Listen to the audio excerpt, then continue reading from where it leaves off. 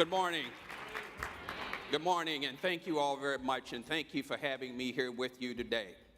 The video footage that you see behind me is real. It is critical. We're at a very different place in American history and a very different place around this globe in terms of building relationships between police and community and military and community. There's a responsibility that I know that I have as a law enforcement executive and have been for the last 40 years being in this profession. And seeing this profession go from where it has been to where we are today, in some ways has been great, and in many ways have been very challenging to us in this profession. Across the United States, we have over 800,000 law enforcement executives, or should I say police officers. And we have well over 17,000 police departments. That's in this country alone.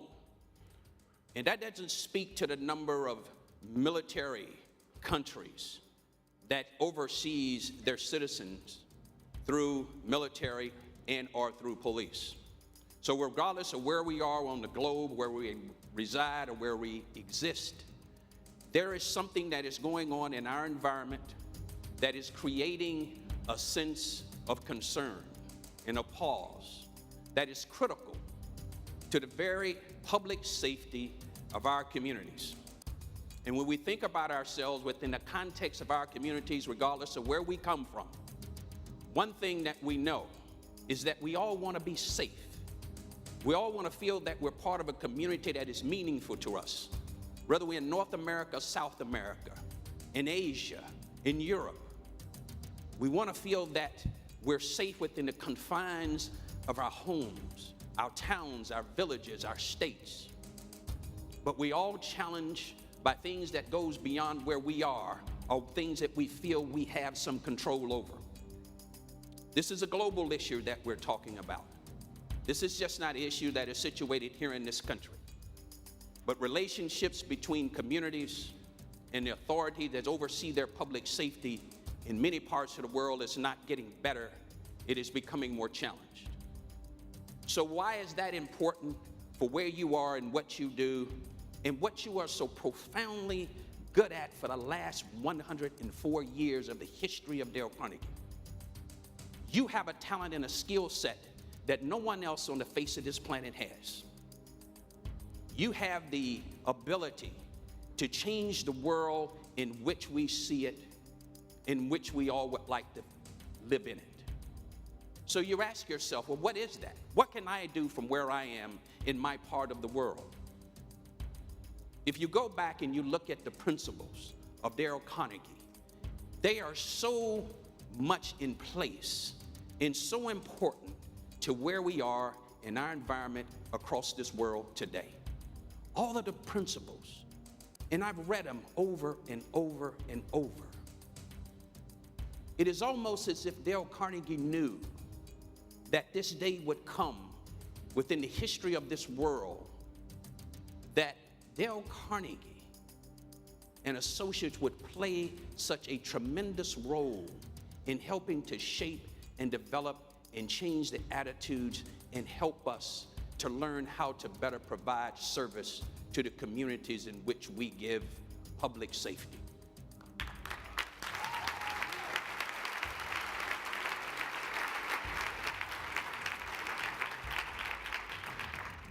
There is no better time than at this very moment. You heard it from your president and CEO. There is no better time to be in the game. And in policing, we call it being in the fight. We want to be in this fight. We want to be all in, not just in terms of being able to give what we are trained to give, and giving it from our heart, and giving it because we love people. But we want to give it because it's the right thing to do. This is why you joined Dale Carnegie. To be there at that very moment in the history of this world, to be able to leave a footprint behind. Because none of us will live to see 2099. But what we can do in this very moment in the history of this world that we live in is that we can train the next generation of citizens, of community members of this globe. We can help them and train them to be better servants in their own communities. We can train our police officers and our military the importance of building relationships and legitimacy, which is the number one and the first building block of the 21st Century Task Force report. We also have the ability to train our police officers the very significance of keeping themselves healthy and safe. There is no organization, there is no individual, there is nothing out there that is more profoundly fit to do that than you are.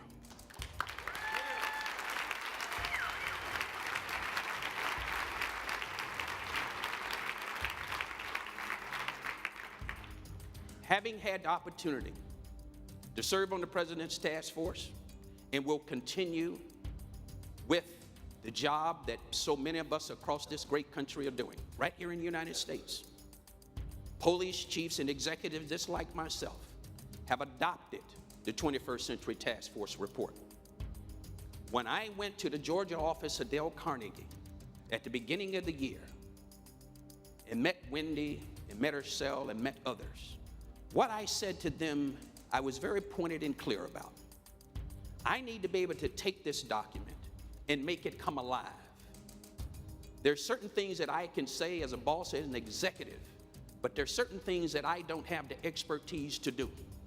And that is to take this document and turn it into something that will come alive and teach the men and women who are in leadership position in my department of over 1,000 officers how to better go out and serve the community. So the incidents that we see on these videos are lessened. So the opportunities that we will have to create and build relationships, which is going to be overall for our entire country, for our entire nation, and for the world, it's going to benefit us. We can no longer stand back and read the news about these events that are taking place around the globe. When we, all of us who are in this room, reside in a nation or a country or a village or a city somewhere where we can make an impact. An impact through your training, an impact based on your principles, an impact based on the fact that you have rebooted your brand and you're implementing and introducing a brand now to the world in which you are saying to the world, we want to be part of change. We want to have effect upon our communities. It's an opportunity that you cannot deny, and it's an opportunity that will grow your business, it will grow your country, it will grow your neighborhood, it will grow your families, and it will grow your spirit and your love for people.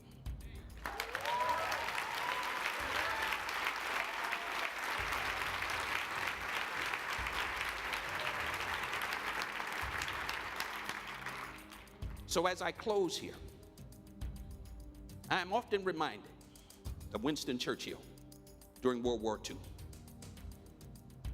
The Germans were bombing the hell out of the Brits. And Winston Churchill called all of his leaders together. And what he said to them was this: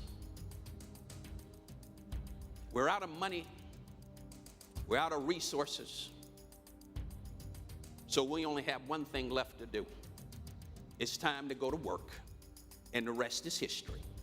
You are part of a history of a 104-year-old organization that has the spirit and the capacity and the will and the knowledge and the love for mankind to help change this world. I ask you to be part of this.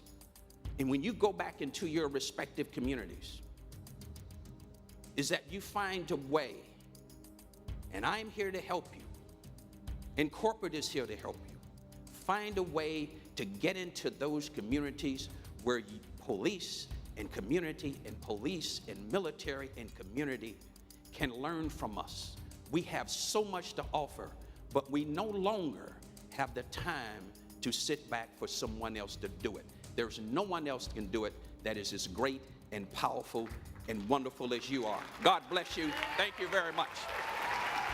Thank you. Thank you.